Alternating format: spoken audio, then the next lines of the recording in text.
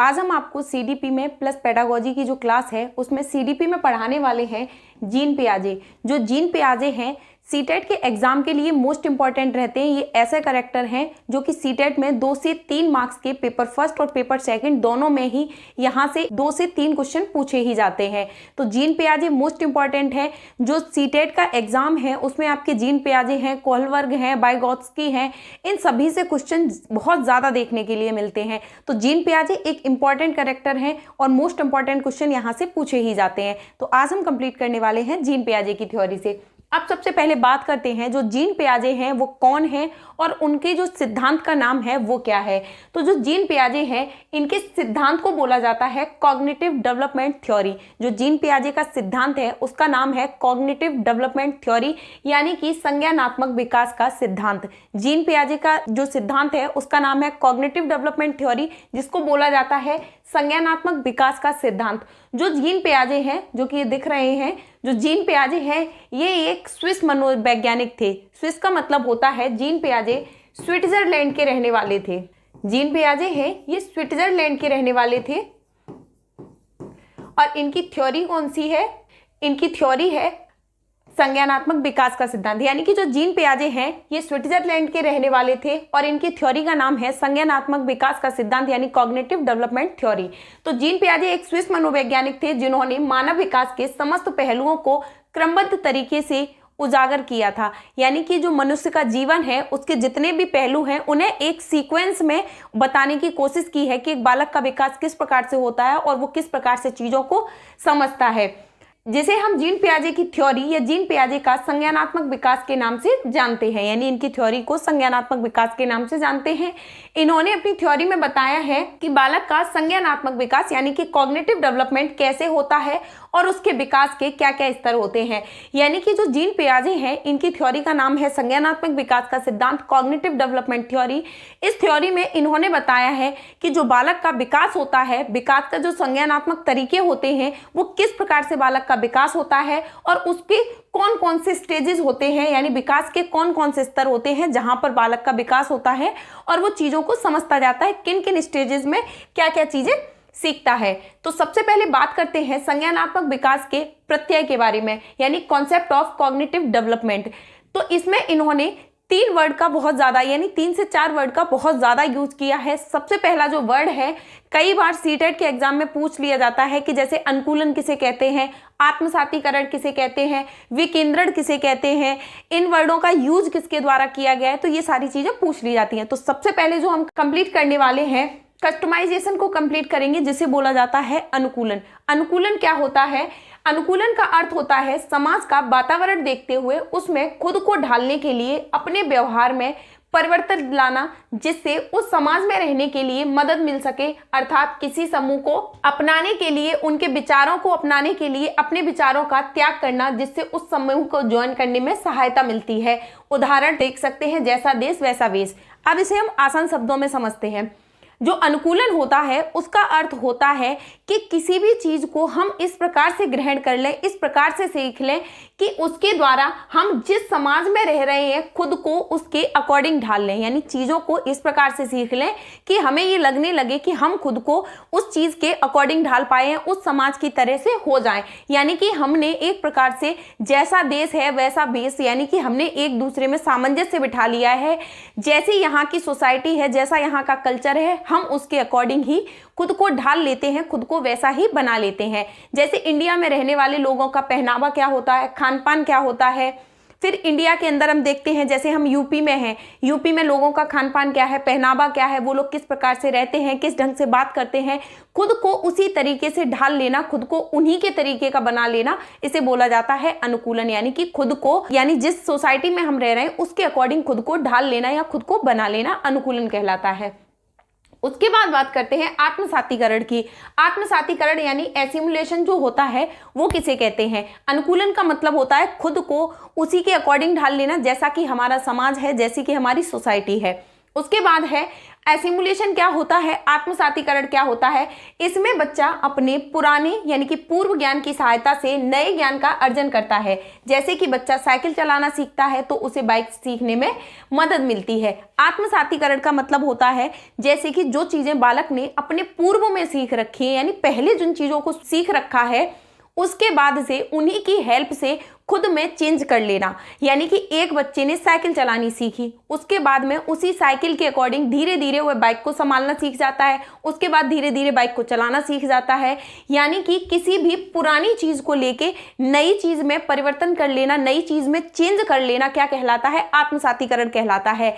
जैसे कि कोई भी चीज हमने पहले सीखी थी और उसी का यूज करके हम दूसरी चीज सीखते हैं। जैसे कि हमने छोटे बच्चे के अकॉर्डिंग सोच लेते हैं, हमने सबसे पहले आ से अनार पढ़ना सीखा और उसके बाद में जब हम आ से अनार पढ़ना बहुत अच्छे से सीख जाते हैं तो धीरे धीरे जैसे हमने पहले सीखा ये छोटा आ है, ये बड़ा आ है, उसके बाद में जब हमें सारे शब्दों का बहुत अच्छे से ज्ञान हो गया उसके बाद में इन्हीं से शब्द बनाना सीख लेते हैं। जैसे कि चक है, मन है, यानी कि इन्हीं वर्णमालाओं को पहले सीखने के बाद, इन्हीं वर्णों को पहले सीखने के बाद में और उन्हीं के द्वारा हम कोई भी शब्द बनाना सीख लेते हैं कि खुद को उन्हीं चीज़ों के अकॉर्डिंग यानी खुद को चेंज कर लेते हैं।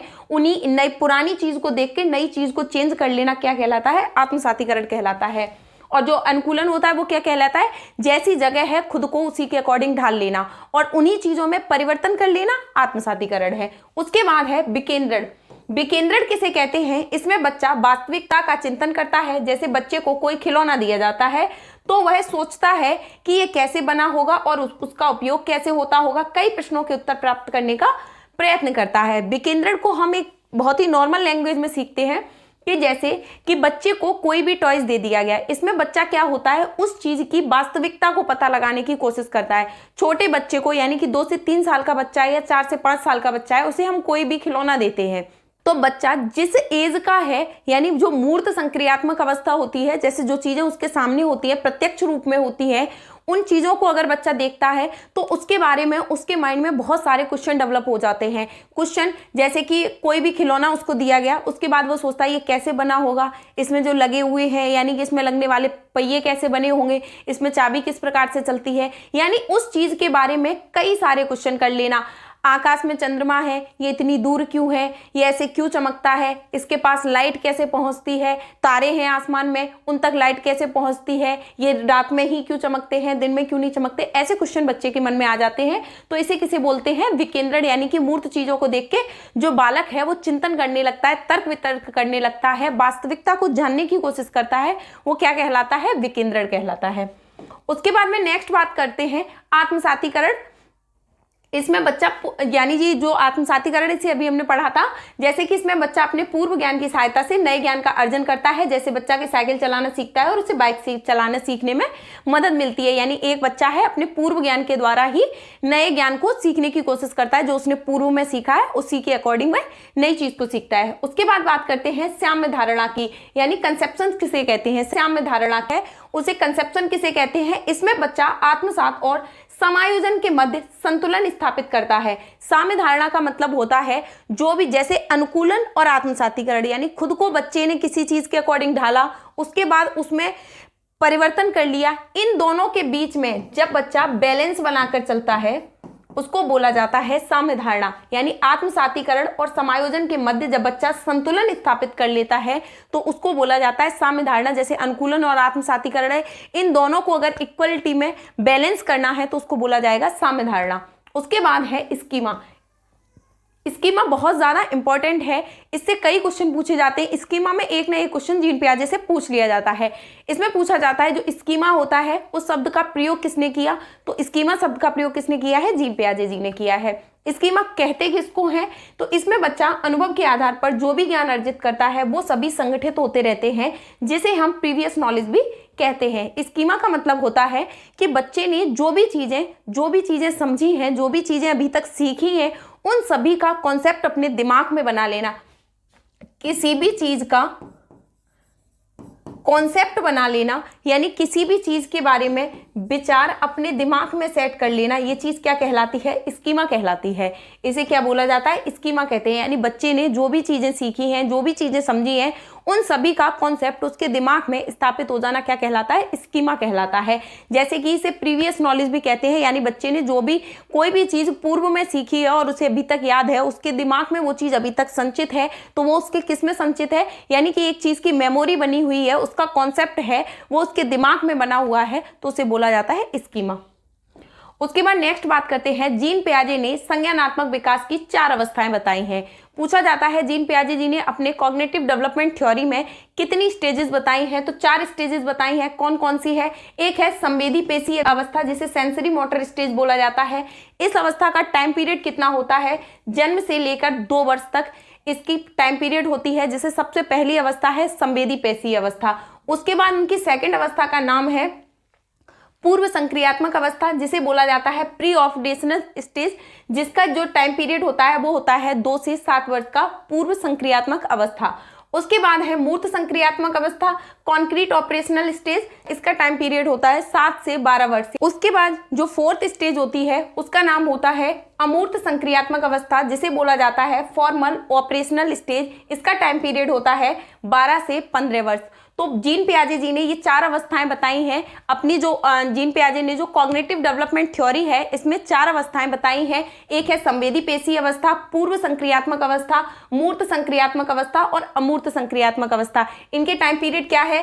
जो सेंसरी मोटर स्टेज है इसको जन्म से लेकर 2 वर्ष तक है, प्री ऑपरेशनल है ये है 2 से 7 वर्ष तक, कॉन्क्रीट ऑपरेशनल है ये है 7 से 12 वर्ष तक और फॉर्मल ऑपरेशनल है ये है 12 से 15 वर्ष तक। अब इनकी थ्योरी क्या क्या है, किस अवस्था में बालक किस प्रकार से विकास करता है, उनको पढ़ेंगे।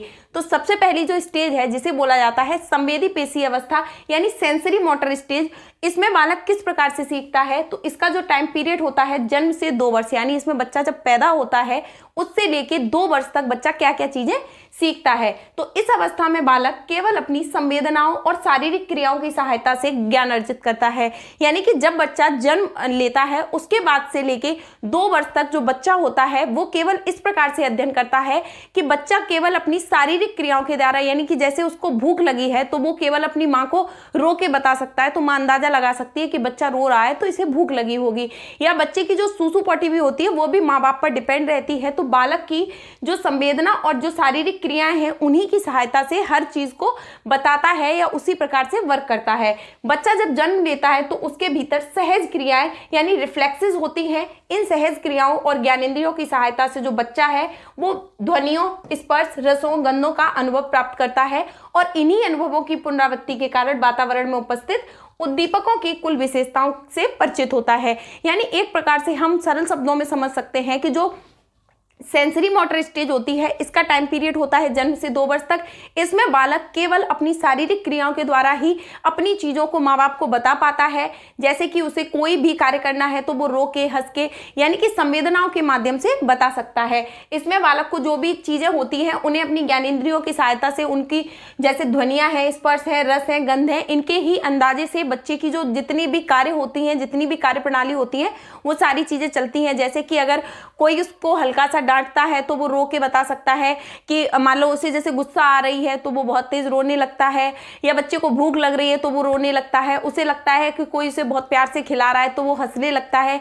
यानी कि वो केवल शारीरिक क्रियाओं, ज्ञानेंद्रियों की सहायता से ही पूरा जो 0 से 2 वर्ष तक की जो एज होती है उसमें रहता है।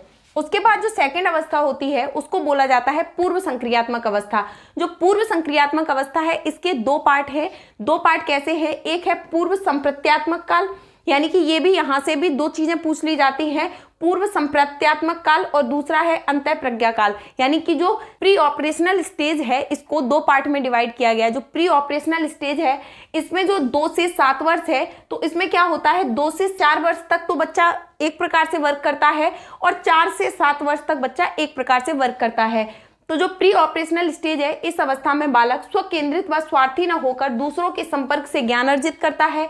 अब वह खेल, अनुकरण, चित्र निर्माण तथा भाषा के माध्यम से वस्तुओं की जानकारी अधिकाधिक बढ़ाता है। यानी कि जो बच्चा होता है वो किसी भी चीज़ का, किसी भी टाइप के खेल खेलता है, किसी को भी अनुकरण यानी कि कोई भी उसके सामने जो कार्य कर रहा है उन चीज़ों का अनुकरण करके सीखता है। 2 से 7 वर्ष का बच्चा होता है, जैसे उसके सामने जो भी क्रियाएं आप करते हैं वो एक प्रकार से उनको एक्सेप्ट करके यानी उनको अनुकरण करके इमिटेशन के माध्यम से चीजों को सीखने लगता है। धीरे धीरे वह प्रतीकों को ग्रहण करता है, किंतु किसी भी कार्य का क्या संबंध होता है, क्या तार्किक चिंतन के प्रति अनभिज्ञ रहता है, यानी कि जो बच्चा होता है इसमें किसी भी प्रकार का तार्किक चिंतन नहीं पाया जाता है। वह केवल उनके द्वारा किए गए कार्यों को एक प्रकार से समझ पाता है। इस अवस्था में अनुकरणशीलता पाई जाती है, यानी कि एक दूसरे का अनुकरण करता रहता है। इस अवस्था में बालक के अनुकरणों में परिपक्वता आ जाती है, यानी कि बालक के सामने जो चीजें हो रही हैं, जैसे कि अगर कोई खेल खेल रहा है तो वह उसे देख के खेल खेलने लगेगा, कोई पढ़ रहा है तो बच्चा कॉपी पेन लेके बैठ जाएगा, मतलब चीजों का अनुकरण करने लगता है। कोई उसके सामने किस प्रकार से बोल रहा है, तो ये सारी चीजें किस में आएंगी, प्री ऑपरेशनल स्टेज में। इसमें क्या होता है, जो पूर्व संप्रत्यात्मक काल होता है, इसमें क्या होता है, बच्चा 2 से 4 वर्ष का होता है। इसमें पूर्व प्रत्यात्मक काल यानी कि लगभग 2 से 4 वर्ष तक चलता है। इसमें बालक संकेत तथा चिन्ह के मस्तिष्क को ग्रहण करता है, यानी कि इसमें क्या होता है, बच्चे संकेतों के माध्यम से चीजों को सीखता रहता है। बालक निर्जीव वस्तुओं को सजीव समझता है। जैसे कि एक बालक को, जब वो बालक 2 से 4 वर्ष की एज में लगभग होता है, तो जैसे कि एक बालक जमीन पे गिर गया तो वो क्या करता है, जैसे अगर वो बहुत तेज रोने लग गया तो हम लोग क्या करते हैं, जमीन को मार देते हैं कि लो हमने जमीन की पिटाई कर दी। तो बालक को लगता है, वो क्या होता है, उसे निर्जीव चीजें भी सजीव लगती हैं कि, तो वो एक प्रकार से चुप होने की कोशिश करता है कि हाँ चलो अब इसकी पिटाई हो गई तो अब हम चुप हो सकते हैं। इस प्रकार का बच्चा होता है, वो आत्म केंद्रित हो जाता है। बालक संकेतों और भाषा का विकास तेज होने लगता है। 2 वर्ष का बालक 1 या 2 शब्द या वाक्य बोल लेता है, जबकि 3 वर्ष का बालक 8 से 10 शब्द या वाक्य बोल लेता है। कई बार एग्जाम्स में ये क्वेश्चन भी पूछ लिए जाते हैं, 2 से 3 वर्ष का बालक लगभग कितने शब्दों को बोल सकता है, तो 8 से 10 शब्दों को बोल सकता है। अंतः प्रज्ञा काल क्या होता है, इसकी जो टाइम पीरियड होता है ये 4 से 7 वर्ष का होता है। बालक छोटी छोटी गणनाओं जैसे जोड़ घटाना आदि को सीख लेता है, संख्या प्रयोग करने लगता है। इसको क्रमबद्ध तर्क नहीं होता है, यानी कि जो 4 से 7 वर्ष का बच्चा होता है, एक प्रकार से वो स्कूल जाने लगता है, छोटे छोटे प्लस करने लगता है, यानी कि जैसे 2 और 2 कितने होते हैं, 4 और 5 कितने होते हैं, यानी इस प्रकार के जो ऐड होते हैं उन्हें करने लगता है। छोटी छोटी शब्दों को एक प्रकार से जोड़ के पढ़ने की कोशिश करता है। इसमें क्या करता है, संख्या प्रयोग करने लगता है। इसमें क्रमबद्ध तर्क नहीं होता है। बालक में जो क्रमबद्ध रूप से एकदम मतलब तर्क वितर्क करता है तो नॉर्मल वाले करता है, बहुत ज्यादा ऐसे बड़े लोगों की तरह जो औपचारिक अवस्था होती है उस प्रकार से तर्क वितर्क नहीं कर पाता है। उसके बाद 3rd नंबर पर आती है मूर्त संक्रियात्मक अवस्था। जो मूर्त संक्रियात्मक अवस्था होती है, इसमें क्या होता है, बालक 7 से 12 वर्ष की एज में आ जाता है। इस अवस्था में बालक विद्यालय जाना प्रारंभ कर लेता है और वस्तुओं और घटनाओं के बीच में समानता और भिन्नता की क्षमता उत्पन्न हो जाती है। इस एज में क्या होता है, बालक है जो विद्यालय जाना स्टार्ट कर देता है और इसमें उसमें चीज़ों के बारे में भिन्नता करने की जो प्रेरणा होती है, भिन्नता करने की जो कार्य क्षमता होती है उसमें वृद्धि हो जाती है। जैसे एक बालक को हम दूध के 2 ग्लास दिखाते हैं, एक ग्लास है जो कि पतला है लेकिन उसकी हाइट बहुत ज़्यादा है, एक ग्लास है वो चौड़ा है लेकिन इसकी हाइट बहुत कम है। तो बालक को जो ये वाला ग्लास है उसमें बालक को लगेगा चीज़ कम बनेगी क्योंकि इसकी हाइट बहुत कम है, और उसके बाद में जो ये लंबा ग्लास है उसको लगेगा कि इसमें जो क्वांटिटी है वो बहुत ज़्यादा है। यानी इस प्रकार के जो डिफरेंसेस होते हैं ये 2 से 4 वर्ष की अवस्था तक जब बालक होता है तो वो नहीं कर पाता है, उसको लगता है इसी में चीज़ें ज़्यादा हैं। और जब बालक थोड़े सी बड़ा हो जाता है, जब मूर्त संक्रियात्मक अवस्था में आ जाता है तो बालक को इन सभी चीज़ों के बीच में डिफरेंसेस करने आ जाते हैं।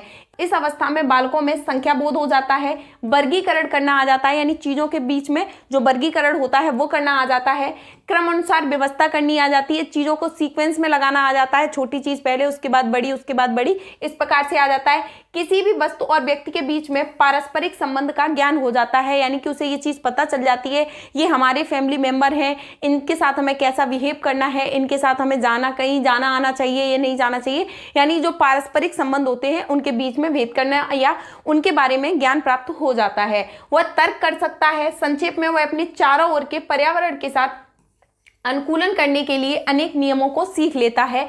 जब बालक 7 से 12 वर्ष की एज में होता है तो वो जिस सोसाइटी में रह रहा है, जिस पर्यावरण में, जिस वातावरण में रह रहा है उसके साथ में वो अनुकूलन करना सीख जाता है, यानी खुद को उसके अकॉर्डिंग ढालना सीख जाता है और चीज़ों के बारे में कई तर्क वितर्क करने लगता है और इन सभी चीज़ों के लिए नियम सीख लेता है। उसके बाद लास्ट स्टेज जो बताई है उसे बोला जाता है औपचारिक या अमूर्त संक्रियात्मक अवस्था। जीन पियाजे की जो सबसे अंतिम अवस्था है उसका नाम है औपचारिक संक्रियात्मक अवस्था या अमूर्त संक्रियात्मक अवस्था, किसी भी प्रकार से कह सकते हैं।